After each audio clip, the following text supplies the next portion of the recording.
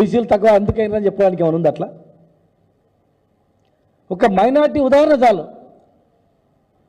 2011 సెన్సెస్లో 12.68 ఉంటారు. ఇట్లా ఈరోజు మీరు చేసిన ఈ సెన్సెస్ ఇప్పుడు దీనిలో 12.56 ఉంటారు. ఇట్లా బీహార్లో 10% పెరిగిందని చూపిస్తూ కులాల వారిగా వాళ్ళు నివేదిక ఇచ్చారు. వాళ్ళు ఏ కులం ఎక్కడెక్కడ ఉంది ఎంత పెరిగింది అని చెప్పి మండలాల వారిగా గ్రామాల వారిగా క్లియర్గా లెక్క ఉంది.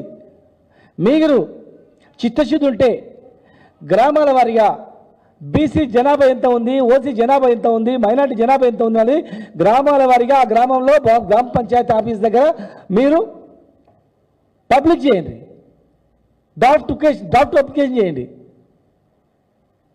సరి చూసుకుంటారు వాళ్ళు.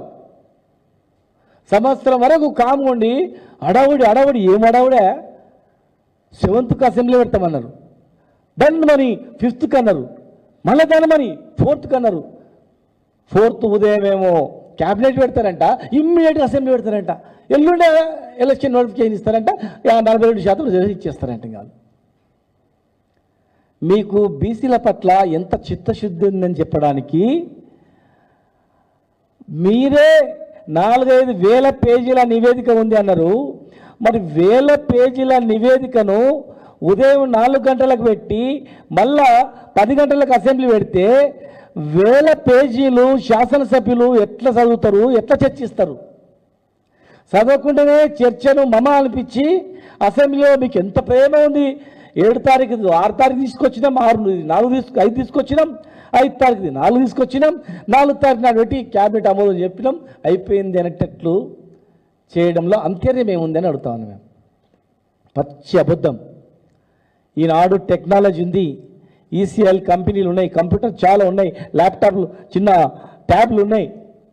మీరు ట్యాబ్లు ఇచ్చి టీచర్లకు మొత్తం తెలుసు, చదువుకున్న వాళ్ళతో చేయించిన అంటారు కదా, మీరు ట్యాబ్లు ఇచ్చి ట్యాబ్ ద్వారా సేకరించి ఇమ్మీడియట్గా సేకరించినటువంటి డాటా క్షణాల మీద సర్వర్కి వచ్చేటట్టు చేసుకొని ఇమ్మీడియట్గా ఇచ్చే అవకాశం మీకున్నా కాయిదాలు ఇచ్చి కొన్ని ప్లేస్లలో ఏమి నింపనిక సౌరాలలో కూడా పంపించి ప్రైవేటులను పంపించి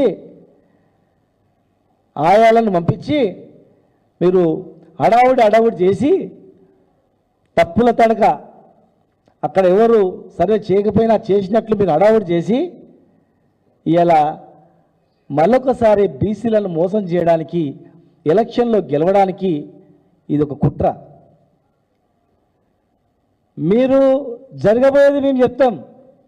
మీరు ఏం చేస్తారంటే అసెంబ్లీ తీర్మానం చేస్తారు, ఇగో సెంట్రల్ గవర్నమెంట్ పంపించినాము, ఇగో సుప్రీంకోర్టులో ఇట్లా అడ్డంకులు ఉన్నాయి, చేయనికి రాదు, సుప్రీంకోర్టులో 50% మించొద్దని చెప్పింది కనుక మేము చేసినాం, ఇక కేంద్రం మీద దొబ్బేస్తాం అని అనుకుంటున్నాం. ఇలా 42% రిజర్వేషన్ అమలు చేయడంలో మీరు బీజేపీ సహకారం తీసుకొని ఏం చేస్తారో తెలియదు. చాలా అంశాల్లో ఢిల్లీకి పోతున్నారు. ఇప్పటికీ నెలకు 3 సార్లు పోయి ఇచ్చిండ్రు, 100 సార్లు ఏం పోయినరంట. మరి ఎన్నిసార్లు పోయినరు? మరి అందరూ ముఖ్యమంత్రి గారే 40 సార్లు 30 సార్లు అన్నారు. మరి మంత్రులు ముఖ్యమంత్రులు చాలామంది పోతున్నారు, కేంద్రంలో మంత్రులను కలుస్తున్నారు. మరి మీరు ఏం చేస్తారో? మాకు కావాల్సింది 42% రిజర్వేషన్, మాకు కావాల్సింది సరైనటువంటి నివేదిక. అడావుడి చేసి ప్రజలను మోసం చేయొద్దు. దయచేసి బీసీలు ఎవరైతే అక్కడ కాంగ్రెస్లో ఉన్న నాయకులు కూడా మేము చెప్తా ఉన్నాం, ఇప్పటికే ప్రభుత్వం వల్ల ప్రజలల్లో ఎంత ఇబ్బంది పడుతున్నారో మీరు చూస్తున్నారు. మీ ఎమ్మెల్యేలే ఎన్ని కష్టాలు పడుతున్నారో మీరు చూస్తున్నారు. మీ ఎమ్మెల్యేలే ఎన్ని బాధలు పడుతున్నారో పత్రికలలో చూస్తున్నారు. మీ ఆత్మకు తెలుసు ఏం జరుగుతుందనేది. సరే, మీ పార్టీ మీ ఇష్టం, మీరు ఏమైనా చేసుకోండి. ప్రజలలో ఎంత వ్యతిరేకత ఉందో మీకు తెలుసు, ప్రజలు ఎంత ఆగమైందో తెలుసు. ఏం జరుగుతుంది తెలంగాణలో యూట్యూబ్ పెట్టుకొని చూడండి, ఏ ఛానల్ పెట్టుకొని చూడండి, ఏ గ్రామం కోండి, ఒక చిన్న మైక్ పెట్టండి, ఇలా ప్రజలు చెప్తారు ప్రభుత్వ పనితీరు ఏమని. మీ కర్మ మీ ఇష్టం. కానీ బీసీల దగ్గరకు వచ్చిండ్రు, ముట్టుకున్నారు. ఇవాళ తప్పుడు నివేదిక ఇచ్చి మీరు గింతే అని చెప్పి మోసం చేస్తే మాత్రం కులాల వారిగా పంచాయతీ పెడుతున్నారు, మీరు కుట్రలు పెడుతున్నారు, మీరు తెలంగాణను అల్లకలోని చేయాలని ప్లాన్ చేస్తున్నారు. మీరు ప్రశాంతంగా ఉన్నటువంటి తెలంగాణను లేనిపోని హామీలు ఇచ్చి ఇవాళ లేనిపోని ఇబ్బందులు పెట్టి అయోమయాన్ని గురి చేస్తూ ఉన్నారు. సర్వే తప్పు, 100% తప్పది. మళ్ళా రీసర్వే చేయాలి. 4 రోజులు పోయినా పర్లేదు, ట్యాబ్లు ఇచ్చేయండి, బాధ్యత ఇవ్వండి. గ్రామంలో అయిపోగానే ఆ గ్రామంలో టోటల్గా ఈ గ్రామంలో ఇన్ని ఇండ్లు ఉన్నాయి, ఇంత జనాభా ఉందని చెప్పి ఆ గ్రామంలో పబ్లికేట్ చేయండి. పంచాయత్ సెక్రటరీకి బాధ్యత ఇవ్వండి, కలెక్టర్లకు బాధ్యత ఇవ్వండి. లేదంటే మీకు చేత కాదంటే బీసీ హాస్టల్లో గురుకులాల్లో డిగ్రీ బీసీ ఎస్సీ హాస్టల్లో ఉన్నటువంటి గురుకులాల్లో ఉన్నటువంటి వాళ్ళని స్టూడెంట్స్ని మేము అప్పీల్ చేస్తాం.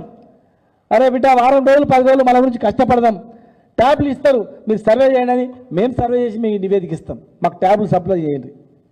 అంతేగాని లేనిపోనివి ఇవన్నీ పెట్టి పంచాయతీ పెట్టి చేస్తే మాత్రం బాగుండదు. ఇది ప్రపంచంలో ఎక్కడే కానీ అసమానతలు వచ్చినప్పుడే ఉద్యమాలు పుట్టుకొస్తాయి.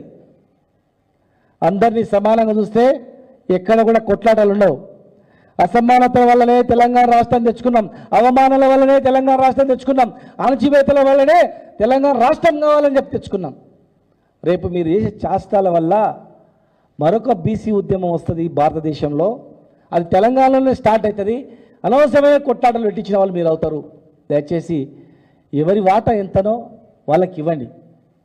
డాక్టర్ బాబాసాహెబ్ అంబేద్కర్ చెప్పినటువంటి ప్రకారం దామాష పద్ధతిన ఎవరెంతనో వాళ్ళకంతా ఇచ్చే కార్యక్రమం చేయండి. విద్య, వైద్యం, ఉద్యోగాలలో, అదేవిధంగా చట్టసభలలో దామాషా ప్రకారం రిజర్వేషన్ ఇచ్చేటట్లు చేయాలని చెప్పి, రీసర్వే చేయాలని చెప్పి మేము డిమాండ్ చేస్తూ ఉన్నాం. అనవసరంగా వైశేషాలకు అబాస్పాలు కాకండి దయచేసి. ఇప్పటికీ అనేక అంశాల్లో రాత్రే ఇస్తాం, పొద్దుగాల ఇస్తాం, అర్ధరాత్రే టకాటకాని ఇస్తామని ఎన్నో రకాలుగా మాట్లాడి 100 రోజుల హామీ నెరవేర్తాం, వారం రోజులలో హామీ నెరవేర్తాం, మొదటి సంతకమే ఇది చేస్తామని చెప్పి దళితులకు 10 లక్షల రూపాయలు, 12 లక్షల రూపాయలు అకౌంట్లో దళిత బంధు వేస్తామని చెప్పి, 3 లక్షల రూపాయలు గొర్రెలకు వేస్తామని చెప్పి, ముద్రాయిలను బీసీ ఏ గ్రూప్లో వేస్తామని చెప్పి, మా బోయలను బీసీ ఏ గ్రూప్లో వేస్తామని చెప్పి, ఎస్సీలుగా వేస్తామని చెప్పి అడ్డగోలుగా హామీలు ఇచ్చి హామీలు ఒక్కటి నెరవేర్చకుండా మళ్ళీ ఇప్పుడు ఈరోజు అత్యధిక సంఖ్య గల 60% పైగా 62% జనాభా గలటువంటి బీసీలను తక్కువ చేసి చూపిస్తూ ఇవాళ రిజర్వేషన్ నుంచి లోకల్ పార్టీల రిజర్వేషన్ లేకుండానే ఎలక్షన్లో పోయి కొత్త పన్నాగం బండి ఇలా ఏదో ఏ పోయినాం మేము ఇవ్వలేకపోయినాం అని చెప్పి మళ్ళీ ఎలక్షన్లు పోవడానికి ప్రయత్నం చేస్తున్నారు. జాగ్రత్త అని చెప్పి ప్రభుత్వాన్ని హెచ్చరిస్తూ వెంటనే మళ్ళీ సర్వే మొదలు పెట్టాలి అని చెప్పి మీ ద్వారా విజ్ఞప్తి చేస్తా ఉన్నాం. ఇది ఒకటే ఉంది, మరి కొద్దిగా మాట్లాడు.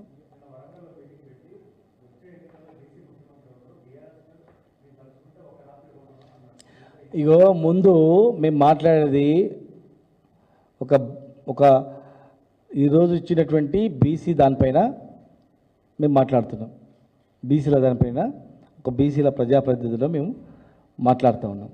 ఈ అంశము దీని మీద కానివ్వండి, నెక్స్ట్ అది ఏందనేది చూద్దాం.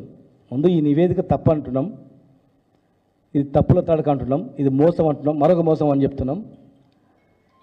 కమిషనే వేయకుండా తర్వాత మళ్ళీ అడిగితే మేమందరం కొట్లాడితే డెడికేట్ కమిషన్ వేయడం, మళ్ళీ డెడికేటెడ్ కమిషన్లో కూడా సుప్రీంకోర్టు ప్రస్తావన తీసుకురావడం, సుప్రీంకోర్టులో 50% క్యాప్ మించొద్దని ఉంది, దాని ప్రస్తావన తీసుకొచ్చి కమిషన్ ప్రస్తావించడం, అనేక అంశాలు ఉన్నాయి. బీసీ కమిషన్లో ఉన్నటువంటి వాళ్ళే సర్వే కాలేదు, తప్పుల తడక, ఇది అబద్ధం అని చెప్తా ఉన్నారు. కనుక రీసర్వే చేయాలి, ప్రజలకు క్షమాపణ చెప్పాలని కోరుతున్నాం.